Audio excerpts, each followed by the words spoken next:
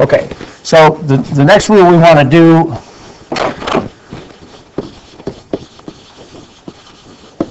is integration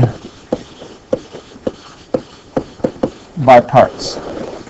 Okay, that's a fancy name for the product rule for integrals.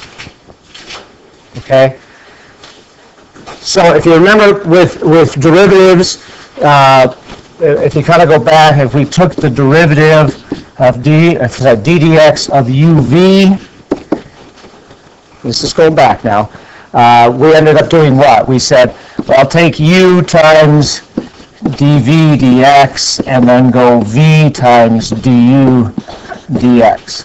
You don't necessarily write that down, but that is the product rule for derivatives. So what we ought to be able to do is be able to come back on that, and that's where it's a little more complicated. But that's what talks about the integration by parts. So what we're going to end up having is we're going to take the integral of actually two parts. Let me just give you a quick example. If I did something like this, x e to the x dx.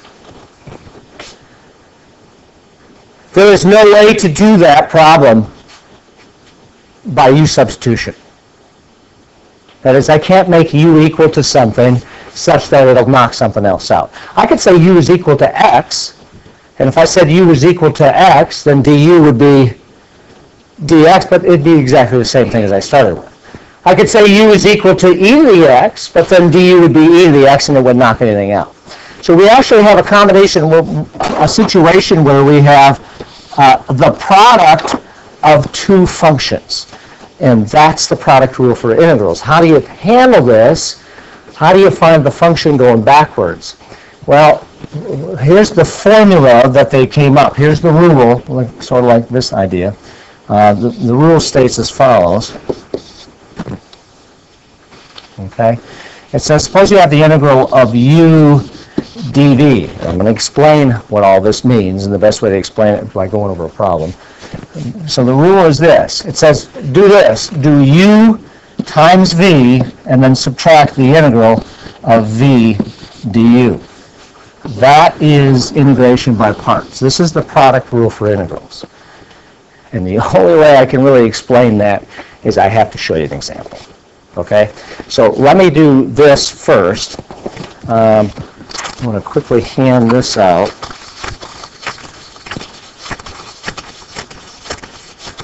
And again, I'm giving you a worksheet of about 18 problems, of which we'll probably do together 3 or 4 here, as many as I can get to.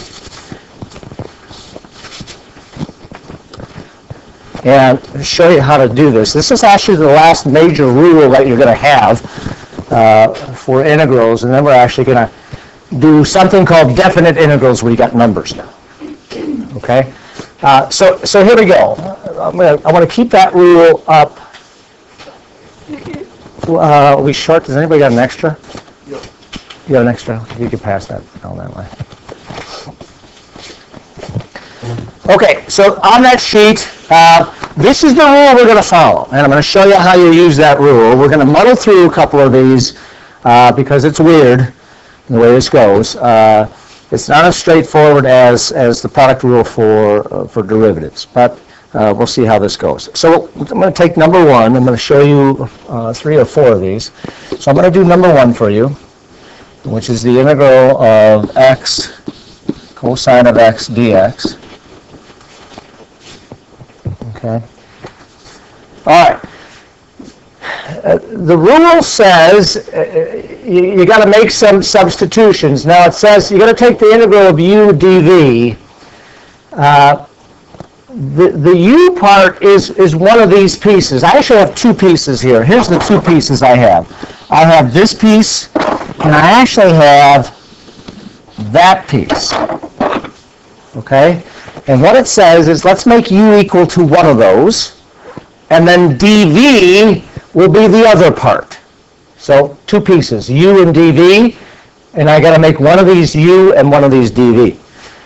Okay, now is there a good choice for u? Well, it's like u substitution, there's always a good choice. In this case, you'll see the pattern for this. I'm going to make u equal to the x. Okay, so here's what we're going to do. I'm going to say u is equal to x. But notice that in this formula, it has a du in it. Well, how do I get du out of this? Take the derivative of this. So I'm going to say du is equal to the derivative of x. So it's 1, but then, of course, we have the dx part. So that's almost like substitution. U equals x, du equals dx in this case. So that means if I make u this part right here, that means this part must be the dv part. Now here's where it's going to get a little crazy.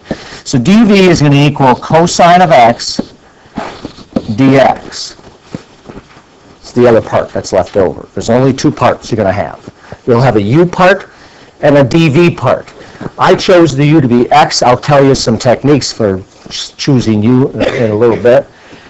To get du, I had to take the derivative of u with respect to x, so I did that.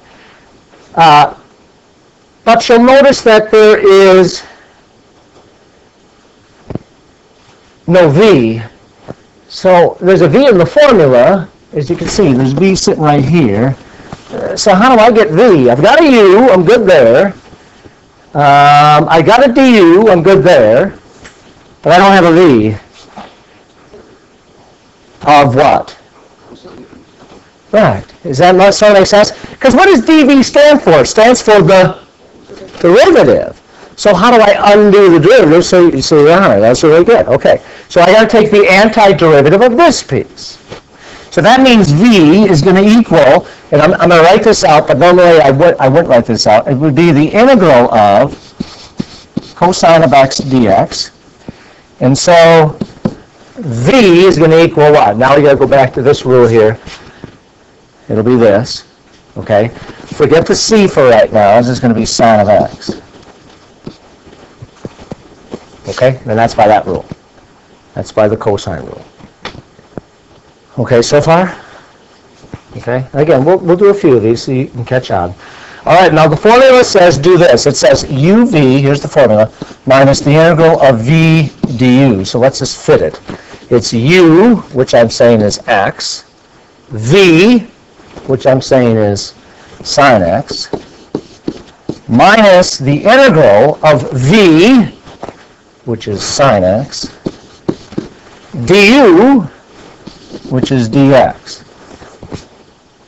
Okay, now, how does that help me? Well, by doing this substitution, this linearization by parts, do I know the integral of sine x? Yeah. Okay, so this is done. This is x sine x minus the integral of sine x, if I come over to my rules, is negative cosine x. I'm going to do a couple things here in our head, so we don't have to keep writing steps down. Eventually, the higher you go in math and like science, you don't want to be writing down all the steps. So if it's negative cosine x, what am I going to do? All right, so I'm going to take that negative and make that plus, because I know it's going to be negative, and that negative will make a positive. And so that is cosine of x. And then, of course, I have plus c, because this is an indefinite integral. Okay, that sort of makes sense? Okay, that's kind of the basic ones.